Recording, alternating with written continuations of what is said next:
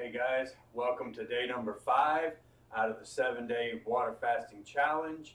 And I have to tell you that day number 5 for me has been pretty difficult. I'm running no electrolytes, like I said from the start. I've drank a lot of water. It's just running right through me, so I've been on the toilet like 5 times today. My gut feels kind of weird, and I have a massive headache. I've had a headache all day long.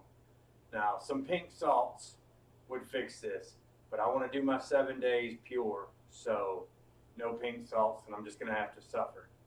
Unfortunately for me, it rained all day, so I wasn't able to do my steps, and just everything piling on. But I didn't want to just skip the video and have no update for the day, so that's what this is right now. It's just a quick update to let you know, still going. Hopefully you're still sticking with me. And it's like 8 o'clock, and I'm carrying my old ass to bed just because I have a headache and no electrolytes. That means no medicine for me, guys. So I just have to suffer through, and that's it. Till tomorrow, hopefully I feel better because today kind of sucked.